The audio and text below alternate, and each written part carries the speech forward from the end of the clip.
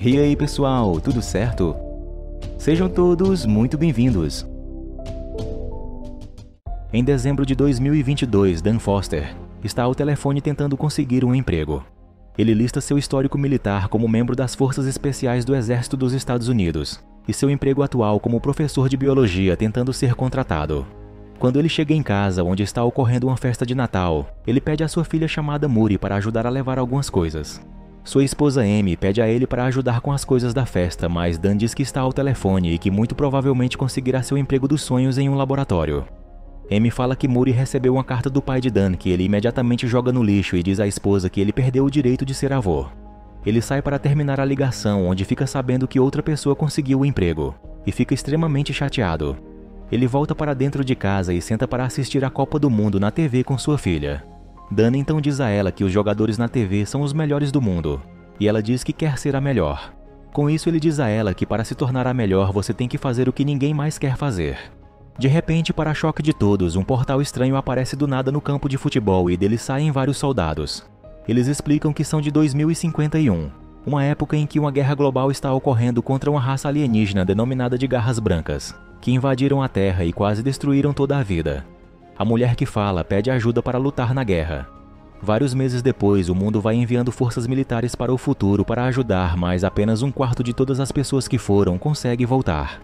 Devido às grandes perdas e à escassez de recursos que ocorrem como consequência, as nações decidem também começar a enviar civis como tropas. Mas ainda menos deles retornam e as pessoas começam a questionar se vale a pena. Um dia, Dan está dando uma aula de biologia quando percebe que ninguém está prestando atenção e, em vez disso, pergunta o que os anima. Apenas um aluno, chamado Martin, levanta a mão. Ele quer falar sobre vulcões que o deixam empolgado. Os outros alunos não entendem por que precisam estudar, já que a vida vai acabar de qualquer forma.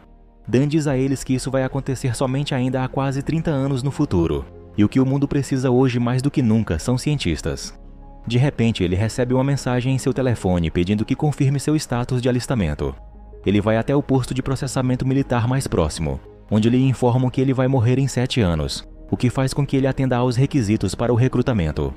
Ele pede para que expliquem o que está acontecendo, mas eles são enigmáticos e não o ouvem, colocando um dispositivo em seu braço. Ele é informado de que o dispositivo o rastreará e o ajudará na guerra do futuro, além de não poder ser removido até que ele retorne de 2051. Quando ele encontra Amy mais tarde e conta o que aconteceu, ela fica perturbada e diz a ele que eles vão fugir do governo. Dan diz que não sabe como fugir, mas Amy afirma que ele conhece alguém que sabe. Algumas horas depois, Dan se encontra com um homem em um hangar de aeronaves, e eles começam uma conversa sarcástica. O homem chamado James está prestes a começar a remover o dispositivo do braço de Dan, quando ele lhe diz que é estranho ele ter vindo, já que nunca quis a ajuda dele antes. Dan fica furioso, dizendo que tudo o que ele sempre quis foi um pouco de ajuda, mas nunca recebeu. Zangado, Dan sai, instruindo-o a nunca mais enviar cartas para Muri, o que revela que James é o pai de Dan. Quando ele chega em casa, Amy vê que o dispositivo ainda está em seu braço e fica triste. Ela diz a ele que ele precisa informar Muri para que ela também saiba. Dan vai para o quintal onde Muri está cavando e, enquanto explica a ela que vai fazer uma viagem, ela imediatamente entende que ele foi recrutado e fica triste. Ele então promete a ela que vai voltar e a abraça antes de deixá-las. Antes de saltarem para o futuro, o grupo de pessoas que está sendo enviado com Dan é apresentado e treinado em armamento com primeiros socorros para aumentar suas chances de sobrevivência. Recebendo instruções de soldados do futuro, Dan conhece Charlie, um cientista que fala muito quando fica nervoso, como agora. Um cara chamado Dorian, que está atrás deles, diz a Charlie para ficar quieto. Mais tarde, Charlie explica a Dan que esta é a terceira vez que Dorian vai a 2051, o que surpreende Dan, já que sempre ouve falar que ninguém volta. Conforme continuam conversando, eles percebem que todas as pessoas de 2051 são muito jovens, e todas as pessoas que estão sendo enviadas para a guerra têm mais de 40 anos. Eles concluem que isso deve ser para evitar algum tipo de paradoxo temporal. Eles são informados posteriormente que os Garras Brancas, os alienígenas que estão combatendo, desaparecem a cada 6 dias para descansar, o que os jovens soldados do futuro chamam de sábado. É nesse momento que eles enviam novas tropas para o futuro e também é quando as trazem de volta. Isso significa que todos os que são enviados passam 7 dias lá antes de retornar. Enquanto Dan e Charlie conversam naquela noite e Charlie compartilha como sua esposa foi enviada no primeiro salto e nunca mais voltou, um alarme de repente dispara. Os jovens soldados de 2051 gritam que não é um treinamento, e as pessoas correm apressadamente em direção à sala do portal. Dan pergunta a uma tenente chamada Hart o que está acontecendo, e ela responde que o último centro de pesquisa em 2051 está sendo atacado, e que se o perderem, a guerra estará também perdida. Eles entram na sala do portal e quando a passagem para o futuro é ativada, Dan mostra a Charlie como desativar o bloqueio de segurança de sua arma. As pessoas começam a ser sugadas para o portal, mas assim que Dan está prestes a entrar, ocorre um erro nas coordenadas do local de destino. Dan e os outros acabam chegando muito alto no céu e todos estão caindo para a morte agora. Felizmente para Dan e Charlie, assim como Dorian, eles aterrissam em uma piscina cheia de água no topo de um arranha-céu. Os outros, no entanto, não têm a mesma sorte. Dan rapidamente sai da água e verifica sua arma, antes de ir até a beira do telhado para ver Miami em ruínas. A equipe agora consiste apenas em alguns poucos sobreviventes. Enquanto os militares investigam o que deu errado no salto no tempo, o comando Romeo entra em contato com a equipe. Dan responde, e como veem que ele é ex-militar, explicam a ele que vão bombardear a área, já que há muitos garras brancas ao redor. Além disso, Dan terá que liderar uma operação, BRC, Busca e Resgate em Combate, para salvar alguns cientistas isolados em um prédio próximo cercado por garras brancas. Ele confirma a missão e imediatamente reúne todas as pessoas não incapacitadas no telhado. Pouco depois, eles estão na rua e Dan pede a Nora e Cowan para correrem até o quarteirão seguinte e verificar se avistam algum garra branca. Eles correm e confirmam que o caminho está livre e a equipe o segue lentamente.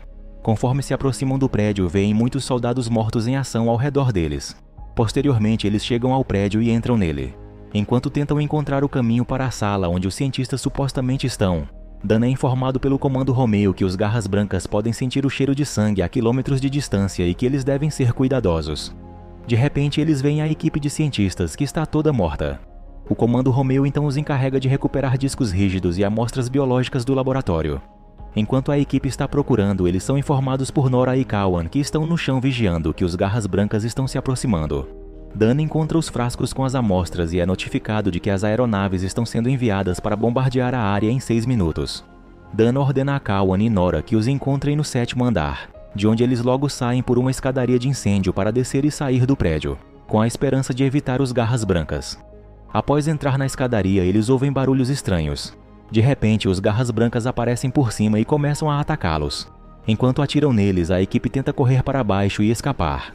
Dan tenta lutar contra um deles sozinho, mas finalmente recebe a ajuda de Dorian, que o mata, dizendo a Dan que eles só podem ser mortos através do pescoço ou da barriga. Enquanto o ataque aéreo está a 3 minutos de distância, o comando Romeo envia veículos para buscar a equipe, mas quando chegam, os garras brancas devastam completamente os veículos. Vários membros da equipe morrem em ação enquanto tentam fugir, defendendo-se. O ataque aéreo começa e a equipe, que agora está reduzida a 7 pessoas, está fazendo o seu melhor para escapar das explosões. Enquanto são perseguidos pelos garras brancas, Cowan e Nora ficam feridos em um túnel, onde em seguida um F-22 Raptor lançará suas bombas. Para atrasar os garras brancas, Cowan e Nora se sacrificam e ficam para trás atirando nos alienígenas enquanto o restante da equipe foge. Os 5 conseguem escapar por pouco, bem a tempo. Um dia depois, Dan acorda ao lado de Charlie em uma base militar no Caribe. Logo depois, eles se encontram com Dorian, de quem descobrem que eles foram os únicos 3 a sobreviver. Dan pergunta sobre a garra de um garra branca que Dorian tem pendurada no pescoço, e ele responde que é uma lembrança. Dan descobre que Dorian vai morrer de câncer em 6 meses, algo que ele descobriu quando foi recrutado. Ele também diz a eles que a única razão pela qual ele voltou várias vezes é porque ele quer morrer do seu jeito, em seus próprios termos. Dan é então convocado para falar com o comando Romeo, que ele logo descobre ser a Coronel Moody Forrester, sua filha, e fica chocado. Quando ela descreve como tem um doutorado em biotecnologia no Massachusetts Institute of Technology, Dan fica muito orgulhoso. No entanto, ela explica que ele não foi trazido ali para que ela pudesse se reunir com seu pai. A única razão pela qual ele está ali é porque ela se certificou disso para que ele pudesse ajudá-la com uma tarefa crítica quando chegar a hora, mas ela se recusa a dizer o que é. Eles entram em uma tenda militar onde a Coronel Moody mostra a Dan que eles descobriram uma toxina que mata os garras brancas machos, mas não as fêmeas. Para aprender como fazer uma toxina que mate todos eles, eles vão capturar uma fêmea, e Dan vai ajudá-los. No caminho para um ninho de garra branca em um helicóptero, Moody conta a Dan sobre eles que um dia os garras brancas simplesmente apareceram. Eles saíram do norte da Rússia e se espalharam para o resto do mundo, mas ninguém nunca encontrou naves, locais de queda ou qualquer sinal de que chegaram à Terra. Dan então pergunta a ela o que aconteceu com sua família entre 2022 e até quando que ele morreu, mas Moody diz que é melhor não falarem sobre isso. Eles chegam a um ninho de garra branca onde o exército já conseguiu encurralar uma fêmea e está prestes a colocá-la em uma gaiola. De repente ela se liberta e começa a atacá-los. Muri desce até o ninho através de um buraco para ajudar os homens lá embaixo a controlar a situação, mas fracassa. Enquanto Dan vê simultaneamente uma horda de garras brancas machos do helicóptero a caminho do ninho, ele também desce para ajudar.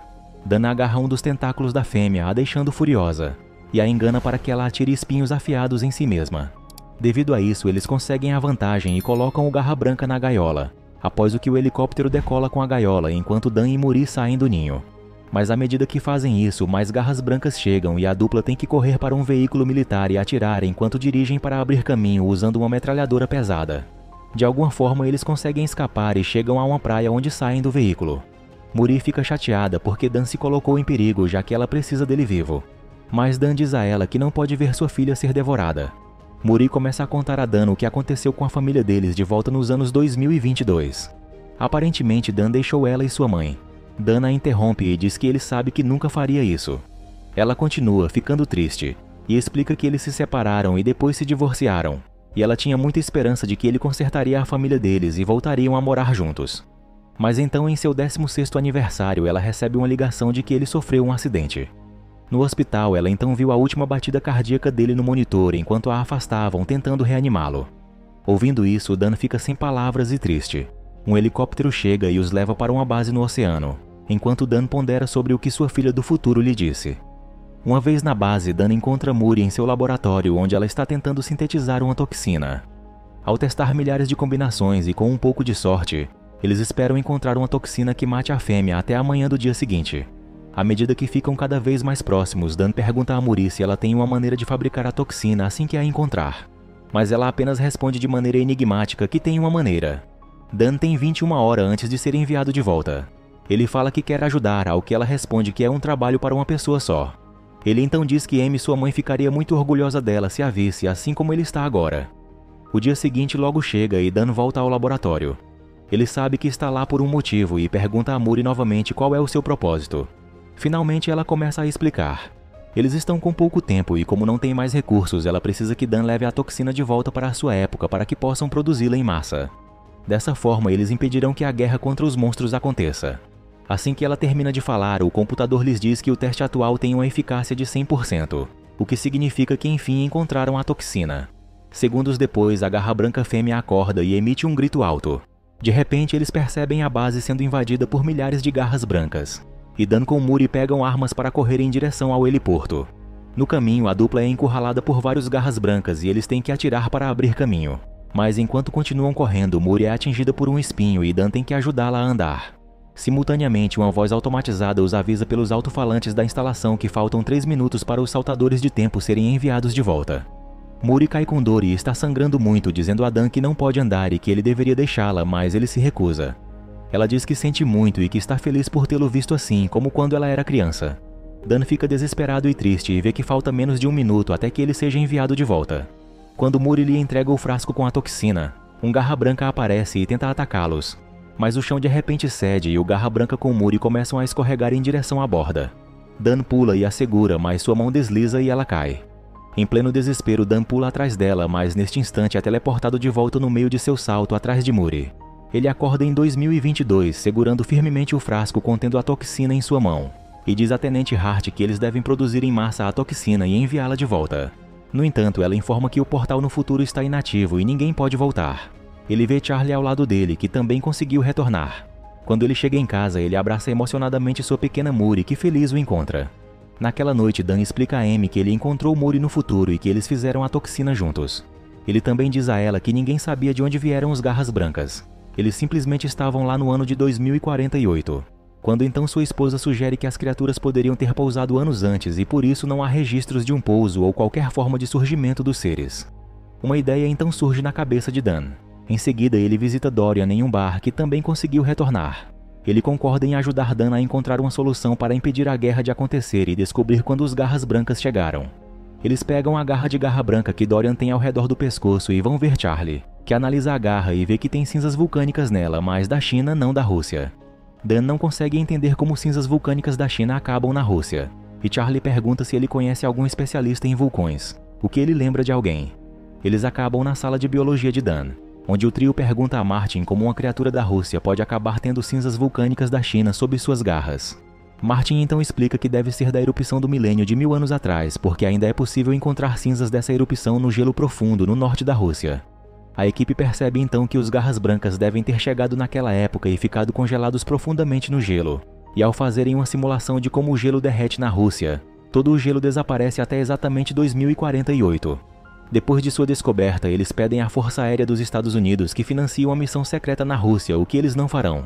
Então, em vez disso, Dan vai e pede ao seu pai James que os leve até lá, dizendo a ele que precisa de sua ajuda, o que James concorda imediatamente. Eles carregam um avião e a Tenente Hart se junta a eles depois de ter trazido o máximo de toxinas recém-produzidas que pôde. Uma vez no norte da Rússia, no local provável que eles determinaram para ser o das Garras Brancas, eles dirigem em snowmobiles. De repente, eles experimentam algum tipo de interferência e não conseguem usar seus instrumentos nem a bússola. Eles detonam o gelo e entram em uma fenda que se abre. Eventualmente, eles se deparam com um grande objeto preso no gelo. Eles abrem um buraco com uma serra de metal e Dan diz a James e Charlie que ficam do lado de fora para atirar em qualquer coisa que sair. Eles entram e encontram a parte central, onde veem uma raça alienígena que não são Garra Branca. Eles continuam e eventualmente encontram um compartimento com vários Garra Branca nele, concluindo que os Garras Brancas são carga. Ao injetar algumas delas com a toxina que as mata, as outras Garras Brancas começam a acordar e antes que consigam injetá-las também, várias delas se libertam e começam a ir em direção à saída. Dan informa Charlie e James para estarem prontos que consegue parar 3 delas quando saem, mas uma quarta consegue escapar. A equipe dentro da nave pega explosivo C4 para explodir a nave se for necessário. Enquanto Dorian entrega a garra de Garra Branca a Dan, ele diz a Dan para salvar sua filha e rastrear a que escapou. Enquanto Dan está correndo de volta para as motos de neve, os outros dentro da nave encontram uma colônia inteira de Garras Brancas que estão acordando e começando a atacar. A equipe inteira dentro da nave se sacrifica, e Dorian grita antes de detonar todo o C4 que se ele vai morrer do seu jeito. A nave explode e mata todos os Garras Brancas dentro dela. Dan retorna para James e Charlie e James lhe diz que o que escapou é grande.